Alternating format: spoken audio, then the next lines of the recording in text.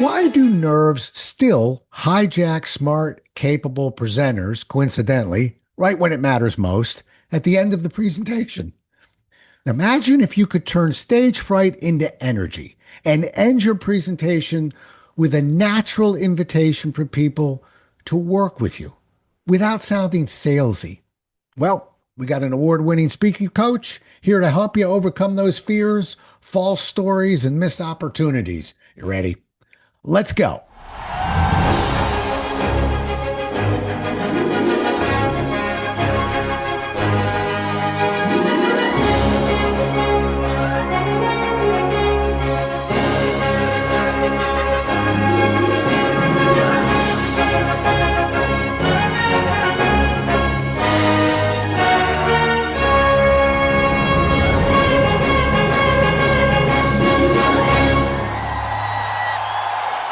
Today's guest, Jenn Espinosa-Goswami, has a BA in Global Studies and German and an MA in Leadership, as well as a coaching certification.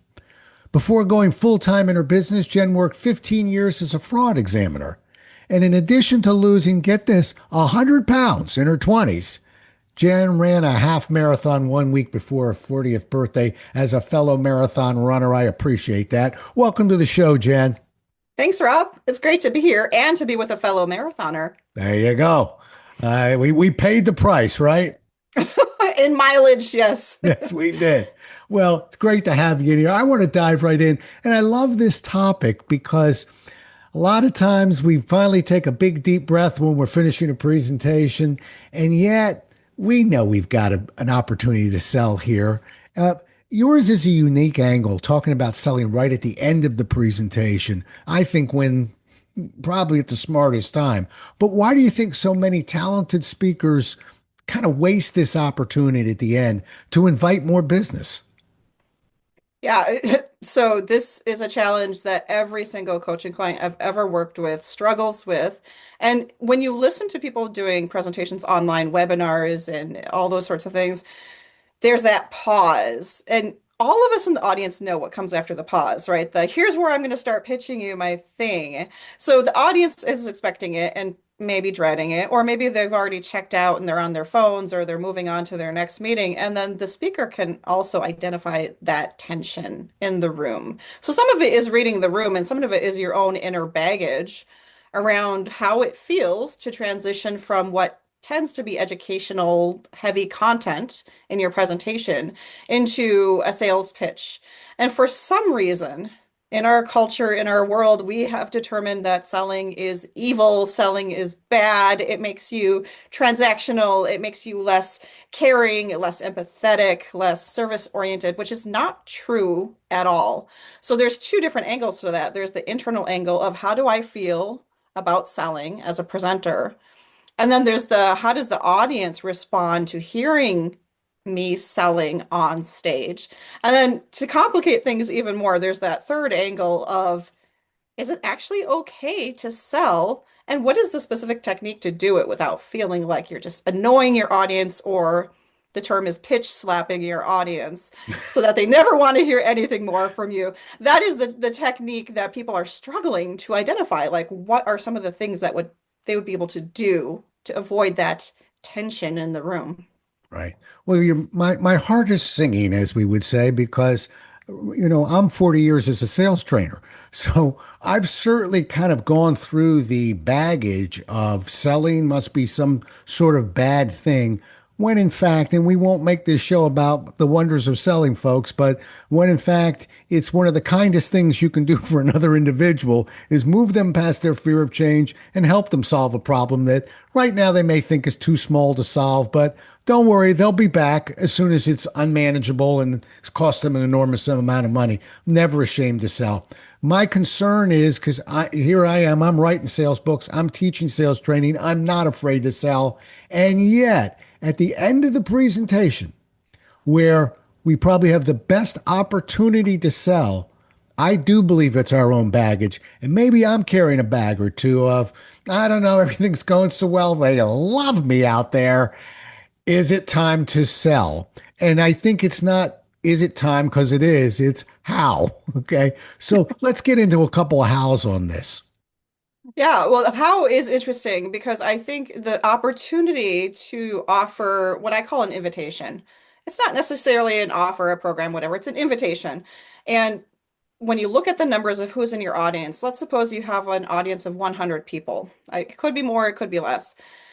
Probably 85 people in that room will not buy anything from you, regardless of how you offer that invitation. They will not buy from you. They're there for their own reasons and they're not in a place where they want to buy from you. So, understanding that your offer or invitation is not for everyone in that room. It is for the people in that room who are at the stage where they are ready to say yes, and you just make it easy for them to know how they can take you up on your invitation.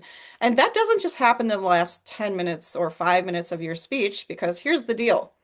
Most people grossly underestimate how long it takes to get through their content. So what that means is they have 50 slides for a 20-minute presentation and they don't often reach the time where they even get to their offer. So they run out of time before they get to the offer, and so they stuff this really ill-placed offer in the middle of it's not a flow anymore, right? So it feels like suddenly you're going from here's how you do this thing to oh, by the way, work with me and give me your credit card. It's too abrupt. It's not gentle enough for the audience to be like, "Oh, well that makes sense." That makes sense as the next right step. Or maybe not for me, but I like the way she approached that. So don't wait until the last 5 or 10 minutes of your presentation. That's tip number one. You're waiting too long if you wait until the last 5 or 10 minutes of your presentation to even say that there might be an invitation. So you want to seed your program or service, whatever it is, your book. You want to seed that way in the beginning of your presentation. Now, I'm not saying you give them a $10,000 offer within the first 10 minutes of your presentation, but you do want to mention at least the name of the thing you're going to be offering to folks. Maybe mention how it's helped some people during the course of your presentation, and that can be within your first case study, within your first audience takeaway or key learning objective. Those are things you can weave within the course of your presentation. And so it makes sense when you get to the end because they're like, I want the same result that John had that you just told me about. Like, that's amazing. And that would change my life or my business. And now she's going to tell me how to do that or what the next step would be to do that. So I think the biggest thing to pay attention to is don't make it a big surprise.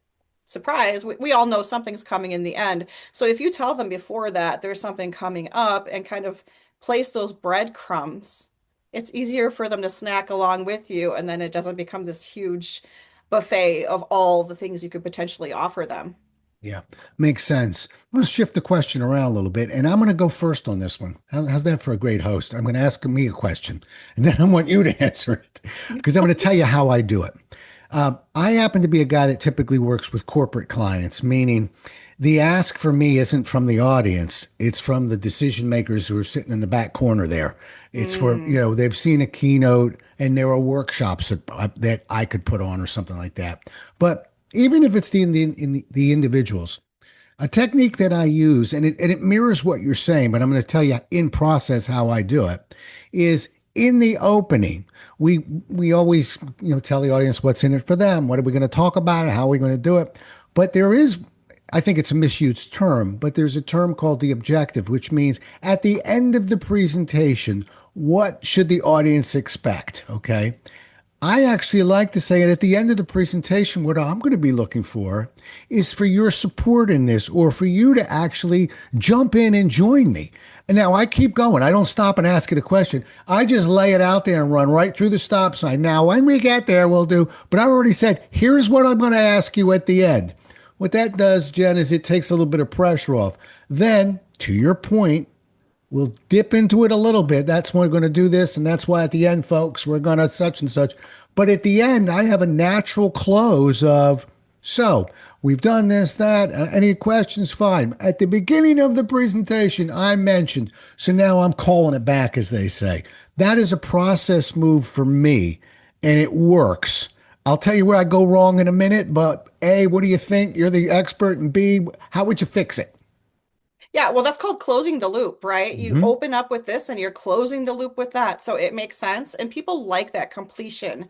It gives them a feeling of satisfaction. They're like, oh, well, he said he's going to do this, and he did. When you Right. leave that loop open, it feels very unsatisfying. That's why if you're out there and you hesitate to offer anything, you're leaving some super dissatisfied people in your audience. They want you to close the loop for them. It feels good to do that. It's like if you watch a movie and it ends on a cliffhanger and you don't know what happened to the main characters. You're like, that's not okay. They do that with those two-part movies, right? Where there's part one and part two, and you have to wait a year in between. That's the worst feeling ever. So don't do that to your audience. Another thing also that you could do in addition to closing the loop, so nothing wrong here, Rob, you're doing a great job, but you could also add in some anticipation. And not enough speakers do this. Here's what anticipation could sound like. You could say, suppose you're on your first 15 minutes, 20 minutes of your presentation. You just shared a case study or an example of something. And you said, in a minute, I'm going to share with you this. I'm going to share with you specifically what that looked like or how I supported them along this process or whatever. So you're giving some anticipation. They're like, oh, she's going to tell me more about that. So it's clear to me. Your job is to make it super easy for the audience to understand not just what it is you're working on, but how you can help them with that thing that they're working on. And so it could be, it could be the decision makers at the back of the room, or it could be the audience members. And it's okay to try to find an offer that meets somewhere in the middle as well. I think that's another challenge is a lot of people have too many offers. And so they stuff everything in there as if it's like this buffet of amazing options. But unfortunately, when you're faced with a whole plethora of options, you choose none of them. Right. Yeah. And I hear you. So I'm going to separate the two. Here I tell you, I got a process in place. I think I know what I'm doing, and yet I'm not very good at it. I'll tell you where I fumble and where I think a lot of speakers fumble. To sell books, if I wanted people to go to the bookstore and buy books, I can set that hook in the beginning, dip into it in the middle, close on that book in the end. Got it. And let's move books out. Just something simple for the audience to want or do or sign up for. But for a lot of the trainers and professional speakers who are listening right now, they have been introduced through a keynote, and what they want to do is extend that relationship with that corporate client, maybe a very big client. They've got that one opportunity. Sometimes we're a little too fixated on the flight home and running out of that room. So what I'm trying to figure out is I can't really close and say to the audience, so what do you say, folks? You want some workshops now? So that's the tricky part. And maybe this doesn't come on stage, Jen. I really don't know the answer here. I know that I'm fumbled it a few times where I'm thinking, I've got somebody with a big smile on their face. I don't want to put them on the spot in front of this audience and say, what do you say, Bill? But any thoughts in terms of bigger corporate clients really looking to extend our services, which is a much bigger ask? Yeah, that's a great question. And some of that, not to delay, but some of that happens in your pre-event discovery call with the event planner. When you're scoping out what it is they're hoping to do, hopefully it includes more than just a 60-minute keynote presentation. Hopefully there is some aftercare program that you can build into that as part of your suite of services. If they say, no, we don't need aftercare, we don't need this, like it could be a virtual meeting with the decision makers in the room. It could be a 6-month coaching program, depending on what it is you offer. It could be an assessment that you offer, DISC or Right. Hogan or something along those lines. So there are many ways to include aftercare as part of your keynote package. It's not just a speech, but if you haven't had that conversation yet, you're on stage and you're ready to close the deal right there. Your offer might look a little bit different. And it might be so if you're getting feedback from them, and I use a feedback service called Talkadot, and I'm not sure if you're familiar with that, Rob, but I'm a big fan of Talkadot. But one of the things you also want to do while the energy is high in the room, you get off the stage, you meet with those decision makers in the room. So make sure you have time before you hop for your flight, have time to shake some hands, do some meet and greet, um, check in with the event organizer who brought you in, the decision makers who signed the checks, and ask if they would do a video testimonial, ask if you can follow up with them to provide them the feedback report that you've gathered and we'll share with them so they can develop better programs next time. So find some way that you could give them more value and then ask them for a video testimonial on the spot. Ask them if there's something that you can help them with and establish the next phone call, whatever that looks like. Even if it's just say, hey, I'd love to share this feedback with you. Can we meet in a week to go over this feedback and then we can talk about what would it look like to do a deeper dive of this topic based on what your audience is looking to do. Outstanding. I love the last part of that too, which is go ahead and tell them that, make part of your process that follow up because the scenario and the case data I threw at you may very well take place during the follow up, but the beginning of the sale takes place where you just said. I'll throw one other thought at you for everybody out there as well. And it's a Robism. One way to sell those services and move from keynotes to workshops, and I'm hyper focused on this right now, but that is really how we survive in this business. We can't be one and done, and we can't keep giving the same keynote. So let's talk in front of 200, and then let's do 10 more sessions in front of 20 people. But we have to sell them. One thing that I'm meticulous about is when you do a keynote, the client will typically refer to that as a training session. They'll words matter. They'll start using the words when you do your training. We're looking forward to your training. I'm not training 100 people, 200 people to sell in 1 hour. So I constantly replace the word with, well, it's a keynote. If we want to actually conduct a workshop, I separate the two. Never call a keynote a training session.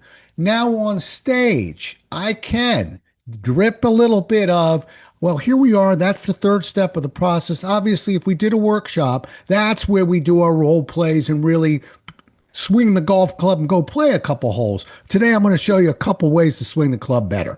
But I will methodically separate what a keynote is and what training is. So now I take Jenn's thought and I say, on my follow up, we've already sort of laid that out because I haven't met a company yet that wants a keynoter out there, but has no interest in implementation of the ideas the keynoter just gave.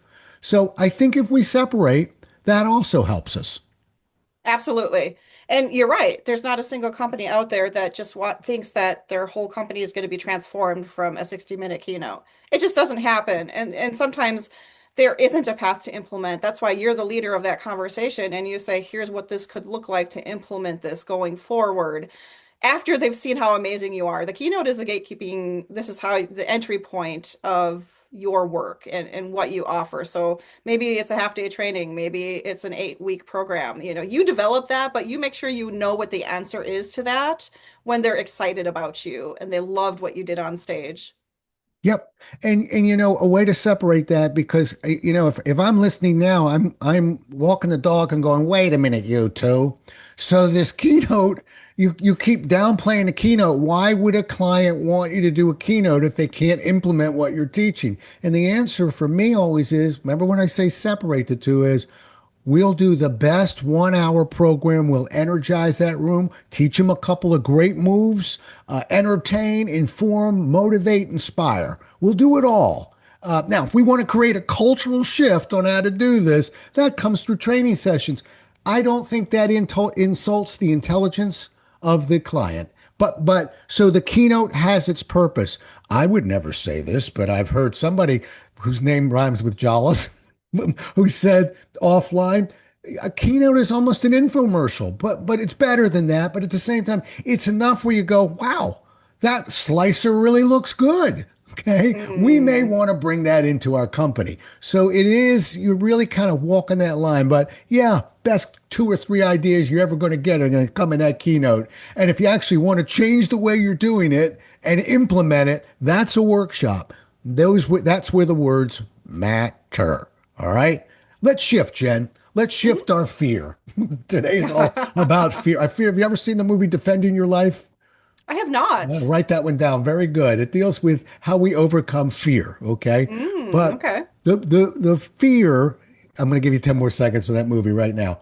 For those who listen, if anybody listening hasn't watched the movie Defending Your Life, you must. It's Albert Brooks, but it is actually his vision of what happens when we die. And we go to a place and basically we defend our lives. And it's all about, were we able to overcome our fears or not? And we analyze that. Fascinating movie. Meryl Streep, Albert Brooks, very good movie.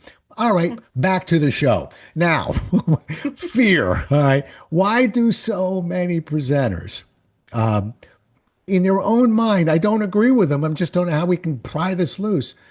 There's almost a sense that they feel that their audience wants them to fail. And I believe out of just the self-preservation, the audience is thinking completely differently. Like, I sure hope you don't, because I'm going down with you. But why do so many of us think that the audience is rooting against us? Well, that's an interesting question and one that I haven't thought of in a while. Just because here's how I approach when I'm going on the stage. First of all, let's put some disclaimers out there. When you're a speaker, you're entering a room of people often you have never met before. Maybe if you're lucky, you would have had some introductory calls with some of the folks in that room, but you don't know any of those people. This is the first time you're meeting them. This is the first time they're meeting you. So depending on how you feel about social interactions, this could be anxiety producing for you because you are getting up to put your stake in the ground and talk about something that matters very much to you. And presumably it matters to them, but people in that audience may or may not be required to be there as part of their training or development. So some of them might be there voluntarily, some of them might not be there voluntarily. And so you're talking to strangers you just met about something that they may or may not be super into, or maybe not as much into as you. And you are having a point of view. Now, your point of view is great because that's what put you in the room, but your point of view is also an opportunity for them to disagree with you because the people in that room, they do things the way they do them, and they're not bringing you in that room to keep talking the same talk that people in that room are already having. So you're opening up a different type of conversation, a different way of looking at that conversation, a different perspective on problem solving that this company has never experienced before. That's why they put you in the room.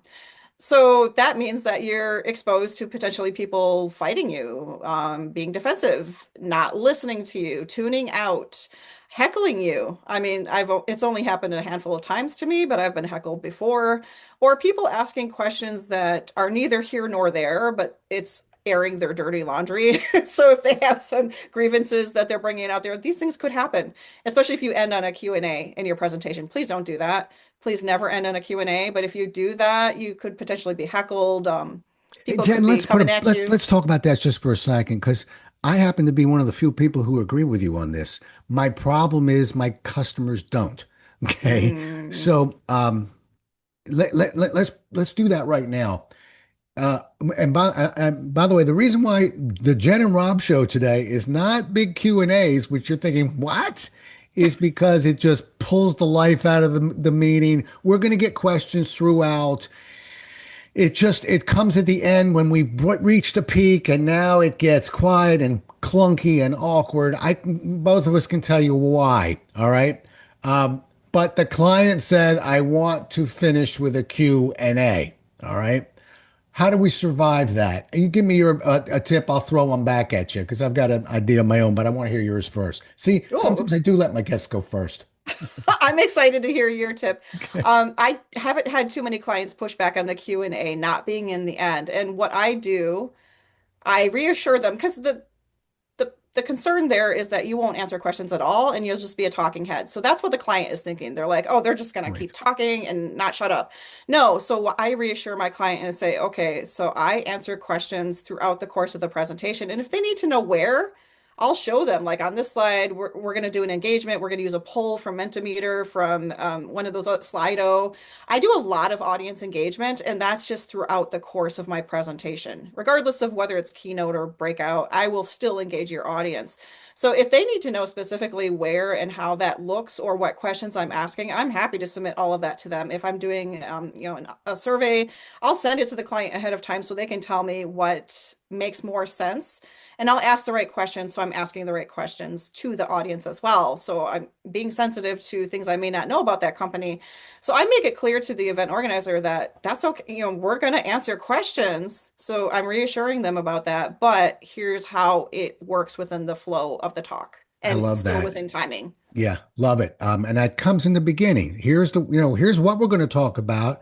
And I think what most people miss, but Jen isn't missing, is here's how we're going to talk about it. Okay. So I'm with you. I deal with a lot of financial institutions.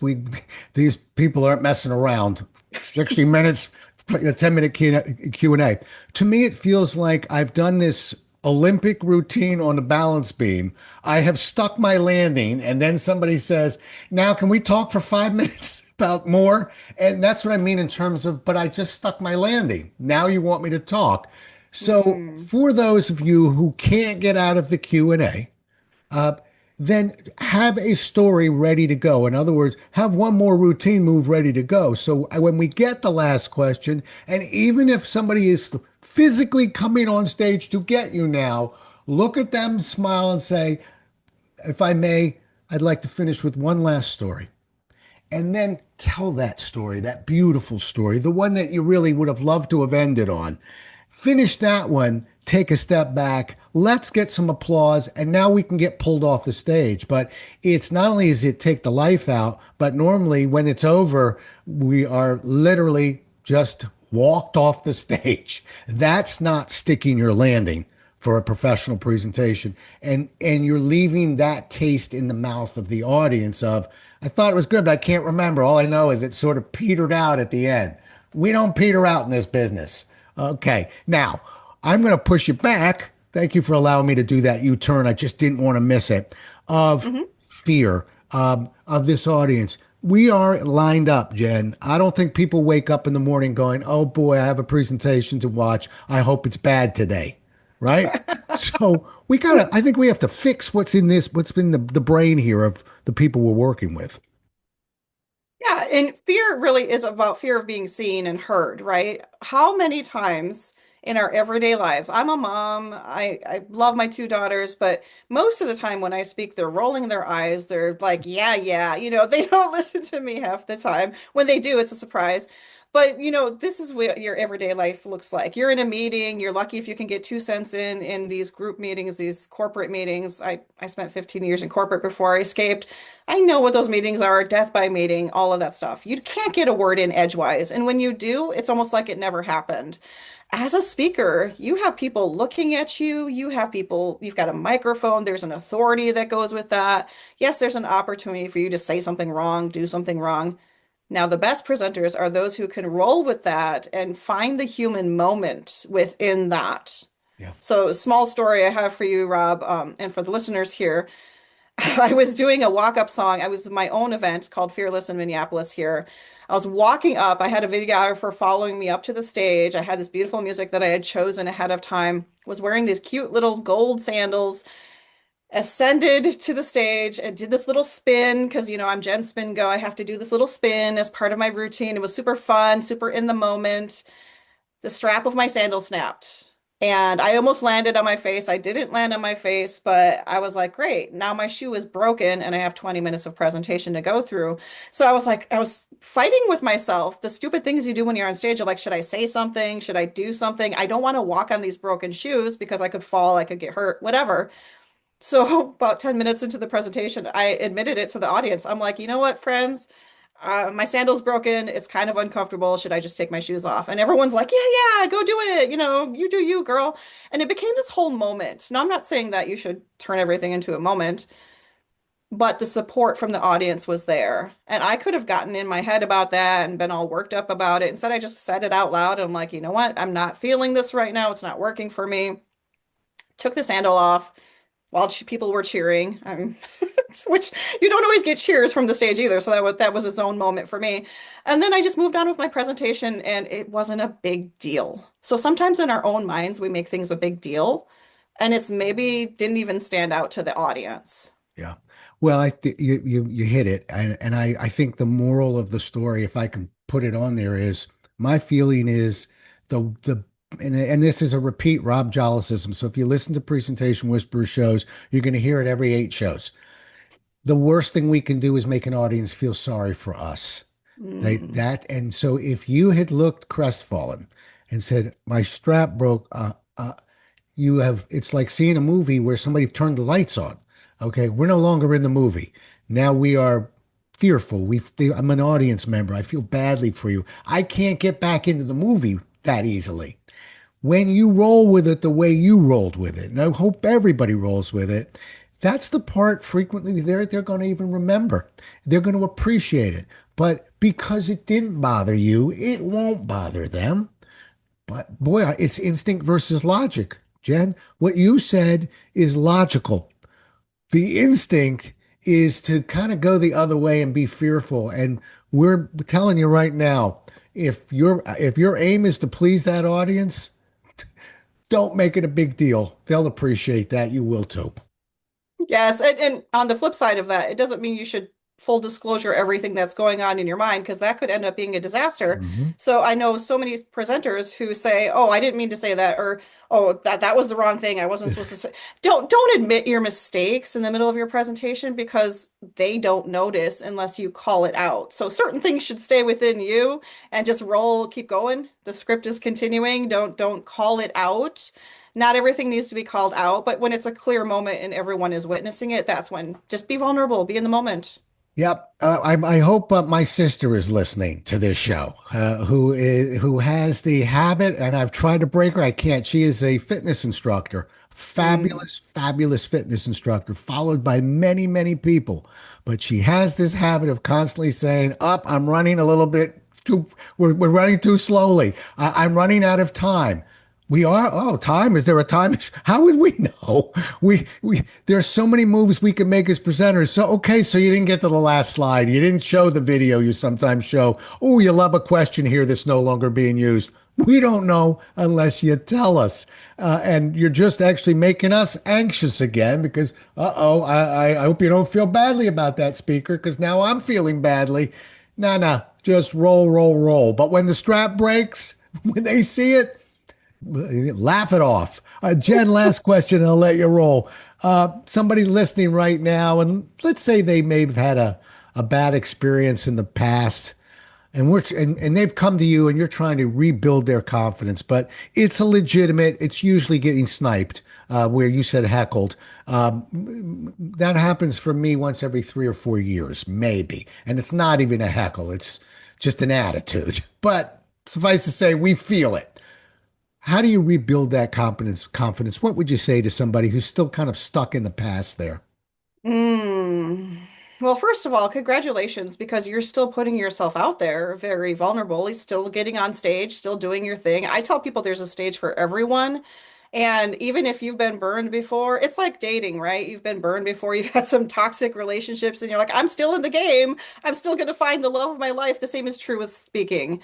You knew you've been burned and you're like, oh, that didn't feel good, but I'm going to still get up to that stage because that's how much this matters to me. Kudos to you. That's amazing. Keep doing your thing.